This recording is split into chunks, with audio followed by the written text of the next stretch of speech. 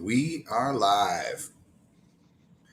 Another very volatile. I guess it's actually not. Well, this week was more volatile. This week actually moved Yeah, around a bit. yeah, yeah, What a lot of times people think straight line moves are volatile, and they're actually not. yeah. No, if you like volatility, this market certainly is not disappointing. I mean, it just even though we keep having these limit up type moves, you are getting some trading where until proven otherwise, the path of least resistance is still higher, and it's becoming, I think, more volatile even in cash and trying to figure out where actual cash is. Like, Fraser comes on at the low end of the market. You've got other mills, so you probably in the West alone have 100, $150 swing on what you're hearing in pricing on 4-inch and 6-inch. So it just it's becoming a very fragmented market. Are you purely a Western SPF guy, Eastern SPF guy?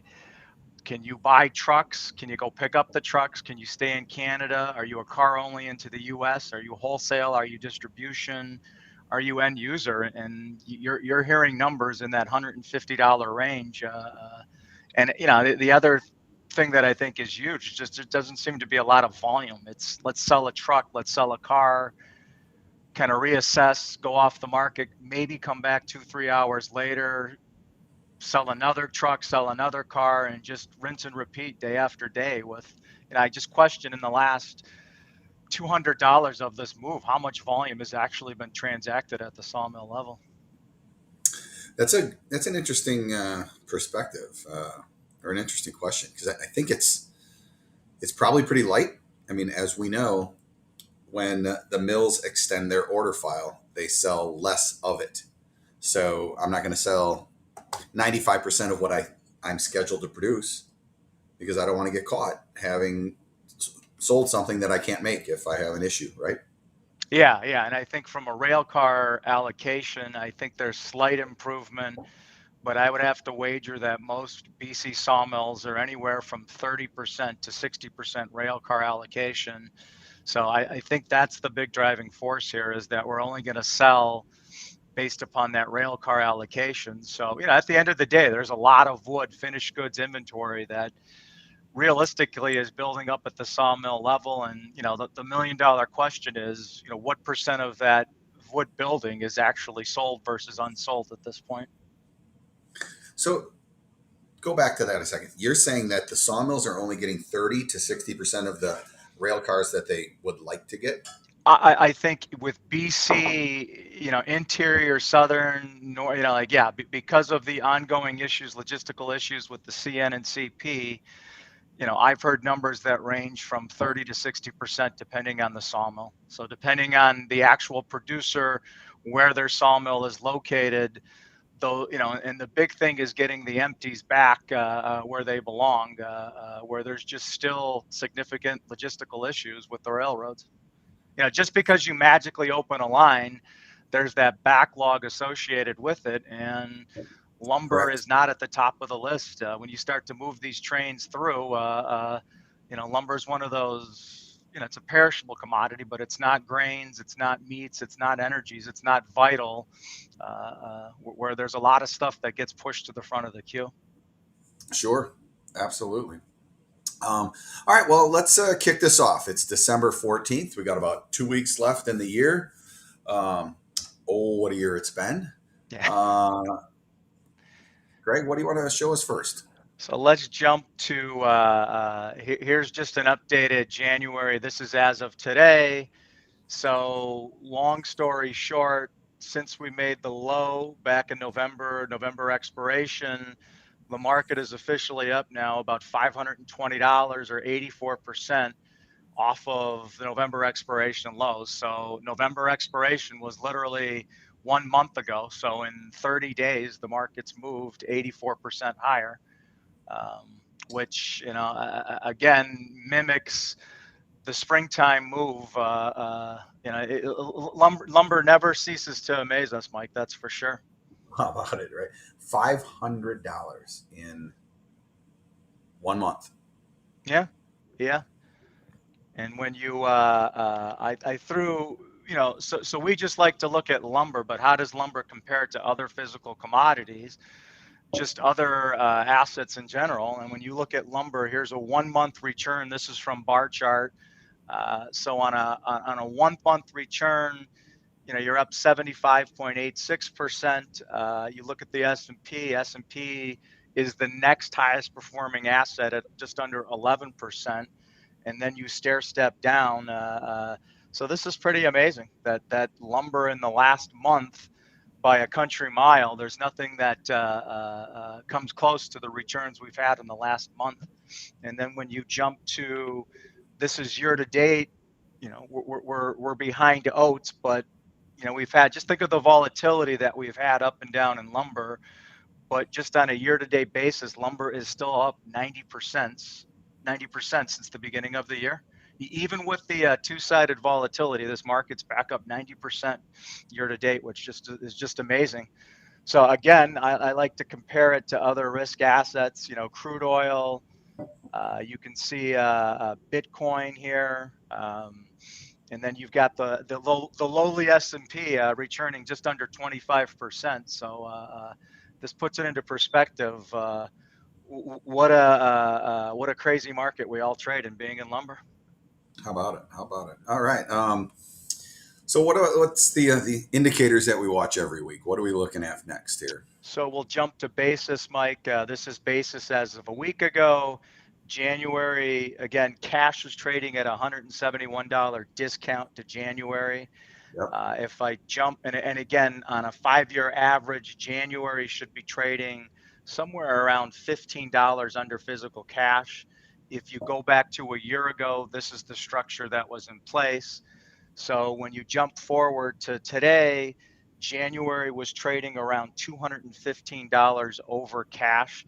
And the cash that we used here was $900. Fraser came on this morning at 890, 900. They actually did sell cars to select distribution, select end users in this 890 to 900 area. But again, you can make the case that this $215 basis, again, I've heard numbers as high as 1050. So where is cash? I think you could ask 10 guys and get 10 different answers right now. But historically speaking, you still have a massive disconnect versus basis today versus historical basis. So, the one thing I want to point out here is that 2 weeks from now, today's the 14th, as you start to get into the end of this month, you will get significant convergence in the basis between cash and futures. And again, does cash have a parabolic move up to futures? If futures continues at this breakneck pace, then the answer is probably cash is going to go up severely higher, or at some point futures will at least slow down and fall back to cash. But I can tell you, two weeks from now, you're not going to be at $215, but you're not going to be at a $215 basis. No, and 2 weeks from now, Wes Fraser is not going to sell random cars at Yeah, exactly. All right. So what are we looking at? This is the March contract. Yeah, this is March, next month out. So March is up $443 or 69%. So, again, still a sizable move higher, not at the pace of January, which is to be expected. January is your prompt wood at this point. And when you look at the March basis, a week ago, cash was 140 under March. Historical average, March should be 20 under cash. When you jump forward to today, we're about 170 under, again, using a physical cash price of $900 and Western SPF 2x4s. But that's going to be highly contested. What is actual cash? And you're not going to get a definitive answer there. All right. So, and then we go again, March. We're in this 45 type area. Last week we got out to around 75 to 80, kind of settled back in. And my expectation, Mike, with the current structure that we have, as we get into the back end of this month, you're going to be incentivized. The shorts in this market, I think, have a vested interest. Either they're going to EFP or potentially deliver the wood.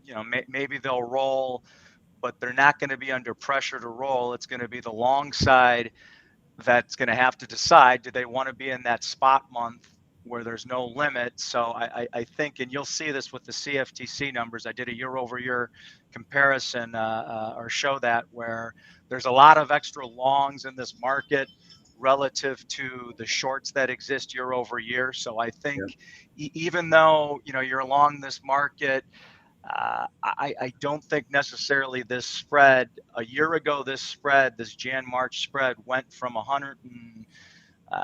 60 over to 130 to 200 over. It settled at 130 over. I think the structure this year, with futures being at this massive premium to cash, is going to make it very difficult for this spread to go much beyond this 80 to 100 over. Maybe I'm wrong, but I think structure-wise, that's the big difference this year. So this will be interesting to see how this plays out as we get into the end of the this month, as we get into spot month here. I looked at the commitment of traders report, and I'm sure we're going to bring that up here. And I'm thinking the same thing. It just, who's long and who's short doesn't make sense for the spread to blow out to the upside. Yeah, no, I think, again, the long's best friend right now is the continuous momentum higher, where futures needs cash to support it. The second the momentum starts to stall, then again, this close to expiration, it's going to be hard to justify this massive premium in January relative to cash. So again, speculation is we go higher, we go lower. It's just looking for that convergence, and I think ultimately you're going to see that convergence, and we'll see how it plays out. But I would be a little leery if I'm front spread here, Jan-March. Just understand that your front spread at this massive premium, January, over physical cash, where a lot of things have to continue to play out to the upside here to support that cause. So here's a continuation chart. You can see we pushed through the 50% retracement earlier this week.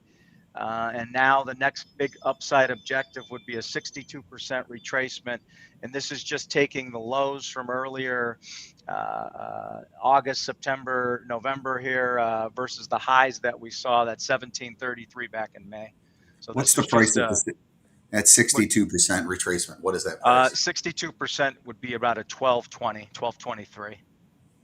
Okay, and then what's the low on that first pullback from the all-time highs?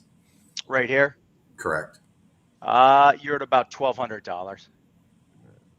Okay, so a technical analyst could sit there and say there's potentially overhead resistance around the 1200. And I think a lot of the technicians out there keep talking about 1200 as the next logical upside for this market. So we'll see. First of all, Jan got up to 1136.90 today. How easy is it going to be for this market to test 1200? Do you get long profit taking just ahead or at 1200? Does that engage new selling? Time will tell. But when you're trying to extrapolate numbers on the charts here, 1200 is the next big obvious area here. It is indeed. Okay. And then we'll look at open interest in the CFTC numbers, Mike. A week ago, we were 2117. January was 1323. March is 684. Fast forward to this week, we're gradually still adding, but you're starting to see the bigger build in March, where, in my mind anyway, January is now a liquidating contract. You're no longer going to build organic open interest in Jan. You're going to see the build in the back months. January is going to be a liquidating contract from here on out. It might not do it in chunks, but it's going to be tough to see January build new open interest just because you're into that time frame now where people are starting to think ahead. Am I going to make or take this? Am I going to roll this into March? And you're going to start to see, I think, really the commodity funds that have been trading over the last week. I think the reality is they're probably starting to think more about March now because you're That would this make, close yeah, to the spot month. that for sure would make sense. And it's a discount. Why would you, Yeah, if you're going to get yeah, long, why would you not look for the discount? yeah, And then, absolutely. you look to May. May's even a bigger discount. Yeah, yeah, I think that definitely makes sense. And you're starting to build in the back months too. So you've guys again, hey, at least if I'm going to buy something off in the future, I'm going to buy at a discount. And then I'm sure you're also seeing sawmills. Hey, look, we're 800 plus, we're 900 plus, we're close to $1,000. If we can build out order file, even on 1%, 2% of our annualized production, why not capture $1,000 or $900? So you're starting to see interest from a mill's perspective to look at these back months as well. And then Perfect. if we jump to the CFTC numbers, this was a week ago. We had talked about how the managed money had stopped buying. You had this big influx of the non-reportable, the small momentum traders. They were carrying the torch here higher. You had producers kind of net selling. Amazingly enough, as you jump to the next report, the managed money component here returned. So, Yeah. so the long funds were up 170. Um, you had the non-reportables probably start to profit take here. You never, you kind of flipped back to this managed money component, and then you're also seeing, from a producer's standpoint, yeah, you added net shorts, but you also added net longs. So this is probably indicative of I can't buy the physical cash. I need to own something with an market appreciating, exploding higher. So this is kind of a good thing in that most of these areas were builds, and this is the big one where if you're going to support the market, if you can induce these guys into buying, then that's where if you can build this up to 1,000 contracts, you certainly can go a lot higher if the large funds are in participating. That becomes much more supportive for that momentum move higher. Yeah. This, I think, is probably the most telltale of all the statistics to look at this week. Um, and it basically is as expected. We're at a price point that you don't get here without, buying in. You need to put some logic as to why futures would be running such a premium. It runs a premium when managed money, when speculators are getting in because they like the liquidity of being able to exit a futures position, of course, and they're willing to buy futures at a premium to the cash market. The Yeah, and I think the big thing there is just the liquidity of and you look at the last week, daily trading volume has been a little anemic. It's been a little disappointing, but there's still liquidity where talking to guys in the cash market, I'm going to ration my wood because if I sell something, I can't replace it. Where you're seeing truck type guys sell a truck, sell two trucks. Okay, we're going to cap it at X amount of trucks per day, and then we're just going to go off the market and reset. Where I think I might not necessarily agree with the premium in January, but at least in March, May, I'm going to buy the equivalent of physical cash, or where I think perceive cash to be, or a discount, and at least good, bad, and different. At least I have the liquidity. There's a little bit more liquidity in the futures than in physical cash when the markets ultimately stall out. and this is going to be an interesting expiration. They always are, but if the cash product is not available that the market wants, they're going to hold these futures and they're going to look to some sort of EFP. Yeah, Um, yeah, yeah. so No, absolutely. I think for the convergence to happen somewhat orderly, we need to come back from Christmas and have some wood available. Um, so we need to reward the shorts right now and let that basis come together. We need to let the futures market and the cash market move closer together. And Yeah, yeah. ironically, that might free up some wood that's sitting in reloads in a basis trade. Like it's hard to exit a basis trade that you put on at $80 premium at negative 200, right? Yeah, your time is your friend, and you're going to wait it out. And it's one of those things where conceivably, if it doesn't make sense, then inevitably you might roll that January into March and just continue to sit on the wood and wait for the convergence in the basis. Right. And I think we might be seeing some of that kind of already, where you see the March spread has accelerated to the upside. I'm sorry, the March to May spread has Yeah, accelerated to yeah. the upside, and the Jan to March spread has pulled back modestly. Yeah, I think the Jan March has been a little bit more muted. The March, May, July, they've definitely widened out. Part of that is just the illiquidity of you're always going to be more illiquid in that second month of the spread, where March is going to have more love than May is going to have more love than July. So it becomes very easy to notionally push these spreads out without even trading, where nobody's fixated. If I'm trapped in March, then I'm going to think about offsetting in May, or if I'm trapped in Jan, I'm going to think about offsetting in March. Once you get out beyond May, once you get out beyond July, you're not really using those contracts as an offset as much as you really. When you look at July and September and even the November contract, you really have a purpose or a reason to be in those months, whether long or short. You really, people that are in those months this far out are well thought out, where there's a rationale, there's a reason behind being in those months. When you get into the first 2 months and even into that third month, you're going to get sympathy buying, selling, and limit up, limit down type moves where, hey, I can't buy Jan, Sure. it's locked limit, I better go by March, I better go by May. uh, just to offset some of this exposure to the upside. If we're going to be locked limit up again tomorrow, then maybe instead of losing $45 outright, I'm only going to lose 20 because March is going to move up half of Jan type strategy. All right, let's roll into options here. I know And we then got a I great know topic. we're rambling on here. I just want to show one more Sure. chart, and thanks to Alex at Stone for putting this together. But this just shows year over year. So this is a CFTC Commitment of Traders report that shows this year versus last year. And the two numbers that jump out here, Mike, okay, managed longs basically mimic where we were a year ago. So a year ago, open Okay. interest was 29.36. Today we're 21.56. Oops, sorry. Let me go back here. So we have almost 750 less contracts year over year, but managed longs are in a very similar position. The big number that's night and day versus a year ago, look at net commercials.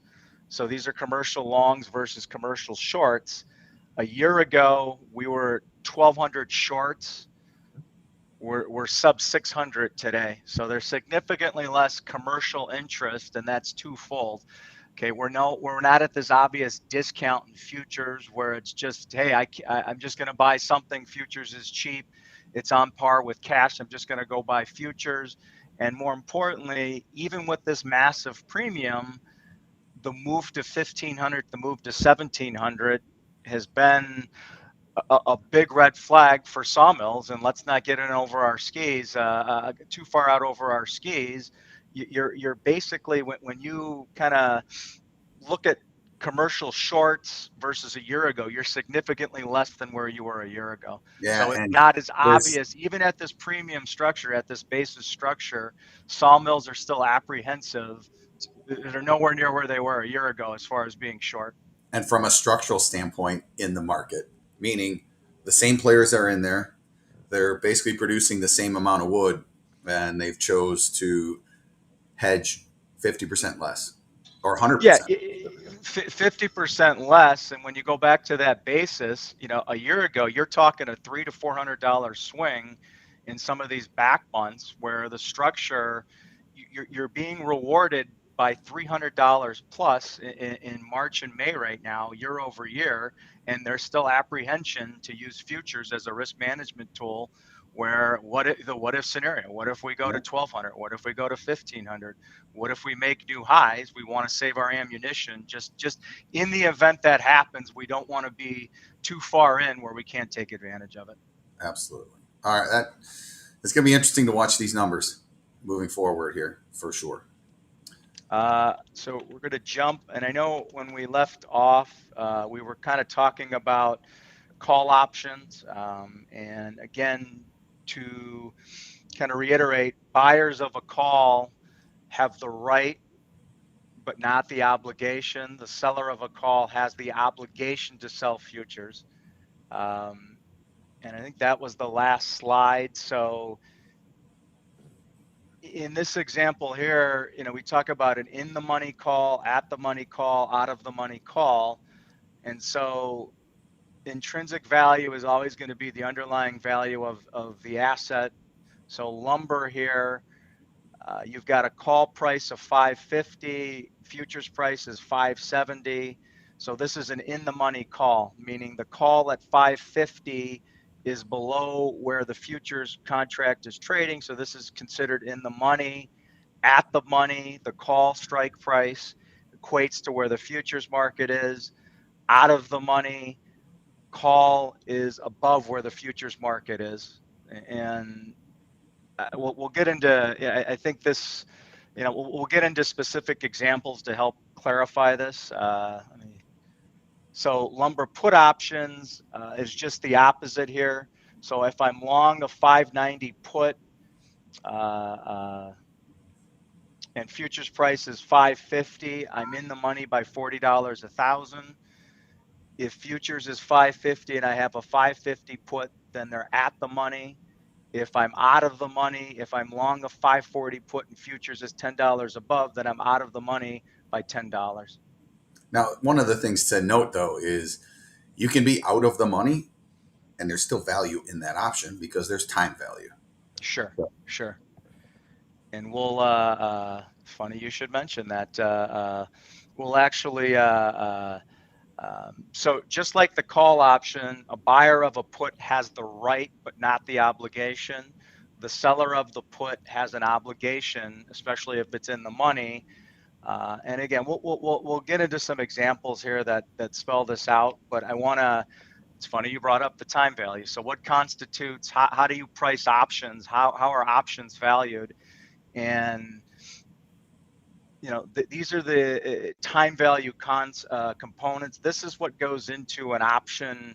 How do you value an option given all these different variables involved? And I think the biggest thing, and just so everybody knows, Mike is an expert in trading options. Mike for years was a option market maker in lumber options amongst other markets. So you've got a wealth of knowledge as far as pricing options from Mike. So Mike, anything you have to add, then by all means jump in here. This is actually what you put up is perfect. Those are the components that go into how that option is priced. Fortunately, in today's world, we have technology, so you pump them into a computer program and it spits out, a value for you. But I think it's important to know time is, one of the most important aspects, and the option pricing is so sensitive to time. Well, it becomes very sensitive to time. Once the option expires, the game's over. So factoring in how long you have to play the game is an important component. But then, the volatility. You can have all the time in the world, and if you have no volatility, there's not much value in that option. Yeah, absolutely. So you have a market like lumber where you've got January options that go off the end of this month. So your time decay is getting pretty steep. And what I mean by time decay, and we can jump back, but basically, if this is your time value, this is days to expiration.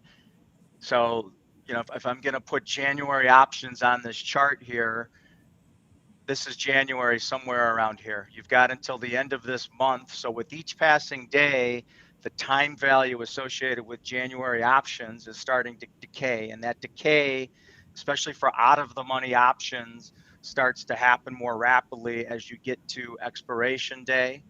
Obviously, if you're in the money, then an in the money option is going to function as a futures contract within reason, regardless of the time. As you get at the money or out of the money, then you can go from having value in something to having no value in a matter of minutes or hours, depending on where that strike price is relative to the intrinsic value or the underlying price in futures. So these are all critical things to understand. And the one thing, if I'm buying an option, this time value is critical, especially as I get closer to expiration. If I'm selling an option, then with each passing day, as long as I'm not in the money or at the money, time is working in my favor. With each passing day, and being the writer of an option call or put, if the market's not moving in my direction, if it's moving in the opposite direction, then that time decay works in my favor, where that asset has a natural loss in value because of this expiration to zero. The time decay works in my favor. Yeah, let's just look at what time decay actually means in the current market. So we're trading at 1120. I show fair value right now on an 1120 call or put is right around between $60 and $65. Yeah. So let's remember that. It's like, right, we'll call it $60. And next week we'll take a look at what the at the money call options are worth. Yeah, and we'll reference. I'll make a note of that, add it to a slide, and we'll reference this next week. All right, perfect. And for the record, the volatility I have priced at around 62%. Yeah. And I think what we need to define volatility. Oh, we're at the 32-minute mark. Let's just finish up with volatility and kind of let people think about it. Volatility is the wiggle. It's not necessarily just the straight line move, but it's when prices go up and back down and back up. And, it's important to understand what time frame you're looking at for volatility. If you're looking at the year over year lumber pricing or lumber pricing across the year, it's very volatile. But if you're looking at the January and the January, February, March options right now, your time frame is so compressed. How volatile are we going to be in that time frame? Let me pull up. I'm going to pull up a January chart. I wonder if I'll be able to show this. Well, we'll show this next time. It's just really important to understand that volatility means up and down, not just one direction. Yeah, absolutely. And maybe next week, Mike, as we get into specific examples, we'll also cover some more option terminology. We can kind of show pertinent examples of volatility, of what delta means, kind of get into some of the basic terminology of options, and kind of going back to how the valuation of an option, how these things are relevant, as far as being on the buy side or being on the sell side of an option, being a speculator, being somebody that's looking at a risk management strategy. There's a lot of things that go into options trading, and hopefully through specific examples we can kind of make this clearer as we progress through Sure. this. And in my opinion, it's very important to understand who's on the opposite side, or what type of entity would be on the opposite side of your trades. Helps you understand value a little better. So, and we're going to go over strategies. Like, there are some great option strategies we talked about a little bit before this call. If you're a mill right now, you can buy puts and sell calls and basically put on some sort of risk management at a zero cost. Yeah, absolutely, absolutely. I think the options, in their easiest form, help define risk. Where if somebody is more risk adverse, then at least you can quantify risk in using options based upon the strategy, and as a way to enhance the underlying physical asset, whether you own physical cash, you produce physical cash, or you have an underlying futures position, there are ways to utilize options to help mitigate some of that inherent risk in the actual asset that you own or you think you're going to own. So Right. this is lots of examples to come, and this I think we both get excited, passionate about talking about options because they're such an integral part of what we do on a regular basis. Well, They and do they're just value. they're a great strategy, even for taking some profit on a trade. Absolutely, If you don't want absolutely. to exit the trade, you can take some intermediate profit using options. Absolutely. So, yeah, definitely. We've just scratched the surface when it comes to options. That's for sure. Perfect. All right, let's kind of wrap this up. So, this market's on a run. Can't argue with that. We've kind of gone through overhead resistance. I think it's interesting that we've identified the mills are less hedged right now. It might explain a little bit of this run and the speed and velocity with which we went higher.